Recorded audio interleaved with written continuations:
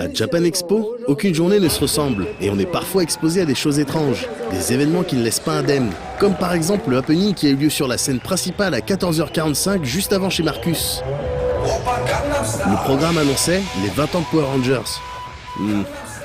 Déjà, on peut se poser des questions sur le sens qu'on peut trouver à célébrer un triste anniversaire, celui du jour où les séries Sentai japonaises originales ont disparu, pour faire la place aux Power Rangers, qui, rappelons-le, ne sont qu'un infâme remontage des séries originales, avec pour but de remplacer les comédiens japonais par des Américains. Mais surtout, il y a le show lui-même.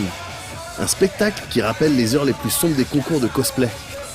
Mais ouais, ne niez pas, certains d'entre vous ont dû connaître l'époque où les passages sur scène n'étaient pas limités en temps. Chaque équipe prenait un malin plaisir à faire durer leur passage en commençant par exemple par un long combat poussif, et pas chorégraphié de préférence. Le tout suivi d'une danse comme la carioca, infligée en entier bien sûr. Eh ben, c'était un peu ça. Un groupement massif de gens en pyjama et cagoule aux couleurs des Power Rangers qui se fritaient un peu n'importe comment avant de se trémousser sur Gangnam Style pendant de longues minutes.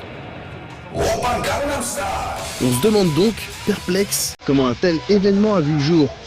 Eh bien, la réponse est sur internet, il suffit de fouiller un peu. Ce moment inoubliable était organisé par Morphsuits, un fabricant de costumes collant une pièce, avec au moins l'aval de Saban, il semblerait.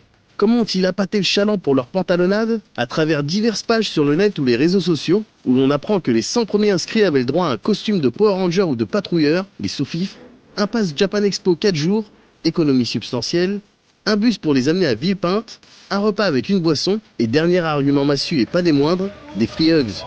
Comment ne pas céder à la tentation? Quoi qu'il en soit, le spectateur pris au dépourvu n'aura pas manqué d'être jeté dans les abîmes de la perplexité.